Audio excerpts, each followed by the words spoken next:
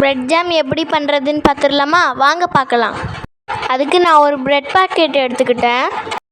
பிரெட்டை இந்த மாதிரி 4 ஒருத்தர் நல்லா கட் பண்ணி எடுத்துக்கிறணும். அந்த கட் பண்ணி எடுத்ததை டீயில் முக்கி சாப்பிட்டுக்கிறணும். வேஸ்ட் பண்ணிடாதீங்க.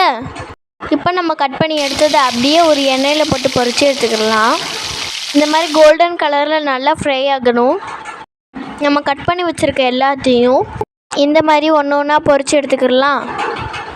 இப்போ ஒரு பேனில் 1 டேபிள் ஸ்பூன் அளவுக்கு நெய்யை விட்டு கிஸ்மிஸ், பழம், முந்திரி பருப்பு எல்லாத்தையும் சேர்த்துக்கிடலாம்.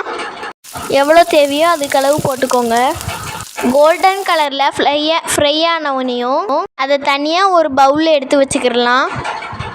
ஃப்ரை ஆனதை எடுத்த உடனேயும் அதே பேனில் தேவையான அளவுக்கு சுகர் ஆட் பண்ணி வாட்டரை ஆட் பண்ணி விட்ருங்க.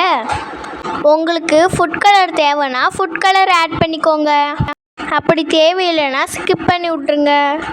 இப்போ நம்ம ஃபுட் கலர்லாம் ஆட் பண்ணலைங்க, அப்படியே சேர்த்துருக்கோம். ஏன்னா நம்ம ப்ரெட்டை ஃப்ரை பண்ணுறோம்ல, அதனால அதுவே கலராக இருக்கும். சுகர் ஆட் பண்ணவுடனேயும் வாட்டரை ஆட் பண்ணி விட்ருங்க. ஒன்ஸ் நல்லா மிக்ஸ் பண்ணி விட்ருங்க. இதுக்கு கம்பி பதம்லாம் தேவையில்லை. கொதித்து வந்தோடனையும் நம்ம ப்ரெட்டை ஆட் பண்ணிக்கிடலாம். நம்ம ஃப்ரை பண்ணி வச்சுருக்கத ஒன்று ஒன்றா உள்ளே சேர்த்துக்கிடலாம். கரண்டியை வச்சு நல்லா ஒன்று ஒன்றா அமுத்தி விடுங்க. நல்லா சீனி பாகோட மிக்ஸ் ஆகிற மாதிரி அமுத்தி விட்ருங்க. காய்ச்சின பால் 1 டம்ளர் நான் இதில் சேர்த்துக்கிறேன். ப்ரெட்டோடைய குவான்டிட்டிக்கு ஏற்றா போல் நம்ம பால் சேர்த்துக்கிறணும். நான் ஒரு ப்ரெட் பாக்கெட் எடுத்திருக்கேன். ஸோ அதனால் நான் 1 டம்ளர் மில்க் ஆட் பண்ணிக்கிறேன். இதையும் ஒன்ஸ் நல்லா மிக்ஸ் பண்ணி விட்ருங்க. ஒரு 8 to 10 நிமிஷம் மூடி வச்சுருங்க.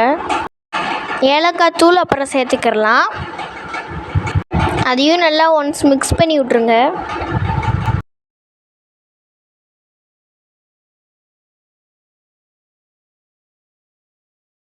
நம்ம ஃப்ரை பண்ணி வச்சுருக்க ட்ரை நட்ஸை இதோடு சேர்த்துக்கிடலாம்.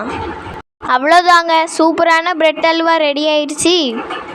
இதே மாதிரி நீங்களும் செஞ்சு பார்த்துட்டு எப்படி இருந்ததுன்னு சொல்லுங்கள். இந்த வீடியோ உங்களுக்கு பிடிச்சது அப்படின்னா மறக்காமல் நம்ம சேனலை லைக் அண்ட் சப்ஸ்கிரைப் பண்ணி விட்டுட்டு போங்க. அப்படியே ஷேர் செய்யவும் மறந்துடாதீங்க. அஸ்ஸலாமு அலைக்கும்.